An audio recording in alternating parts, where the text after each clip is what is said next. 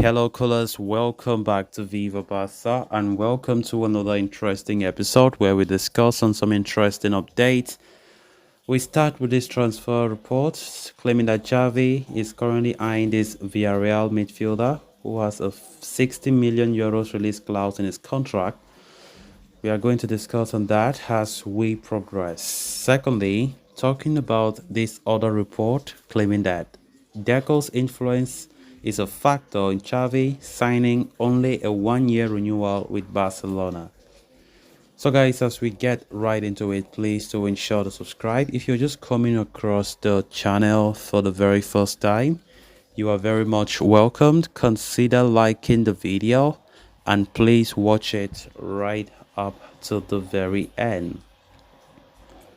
Journalist Ferran Martinez has reported that Villarreal midfielder Alex Baena is someone who Xavi likes a lot, and the Barcelona manager is of the idea that the Spaniard's profile fits perfectly into his scheme of things. The reporter also mentions that Baena extended his contract with Villarreal only last year until 2028, and like Dani Olmo, another Barca target, the 22-year-old has a release clause in his contract which is set at 60 million euros.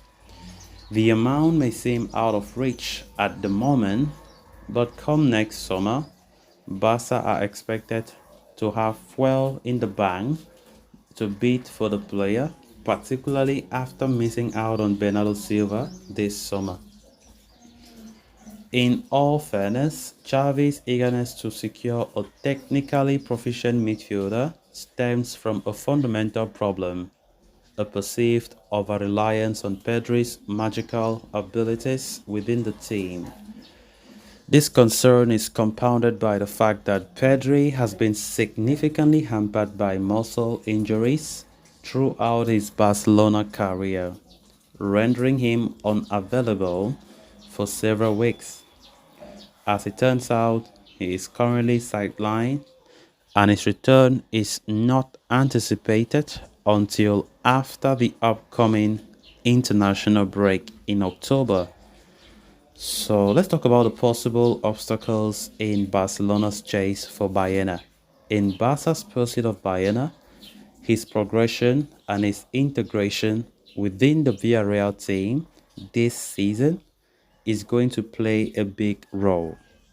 Furthermore, Barcelona will keenly observe how Pablo Torre, the loaned player, fares during his time at Girona. Baena is brimming with potential but is yet to hit his peak. Naturally, Villarreal remain resolute, showing no willingness to compromise on the value stipulated in his release clause, making any potential transfer a challenging endeavor. Just like they did with Juan Foyt, the La Liga club are largely expected to play hardball if Barcelona are to approach the player in the winter or during the next summer transfer market.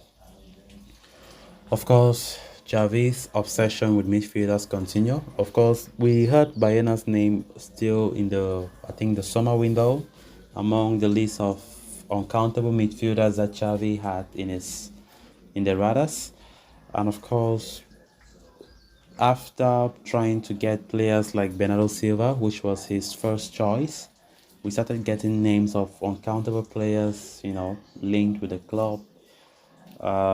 Which for me at that time, there was no need of even bringing another attacking midfielder.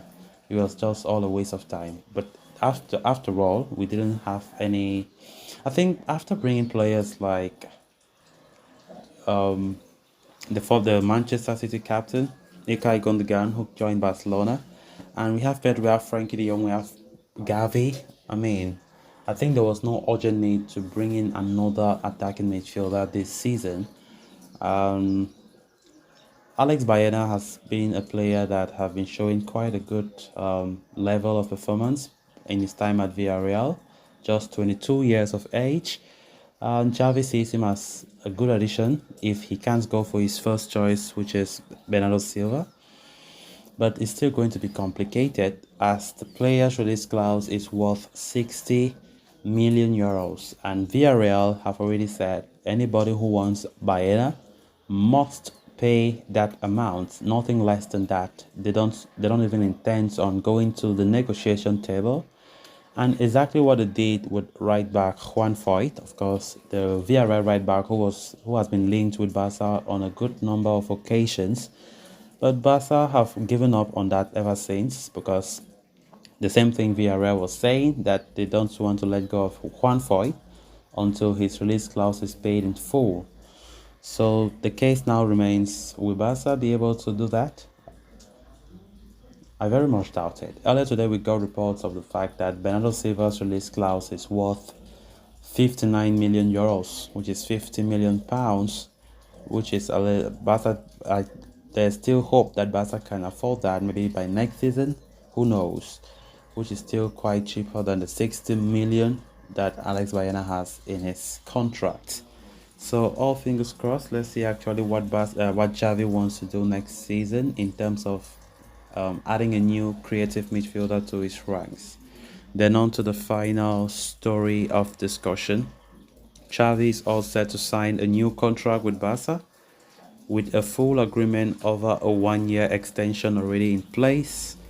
The contract is expected to be signed and officially announced before the end of this week, securing the 43-year-old's future at the club until 2025. It must be noted that initially talks were held over a 2-year extension for Xavi, which would have kept him at the club until 2026. However, due to multiple factors, it was decided that Barca manager's renewal would only be for 1 year until 2025. And as per a report from AS, the influence of new sporting director Deco was a key factor behind Xavi's new contract being just for 1 year.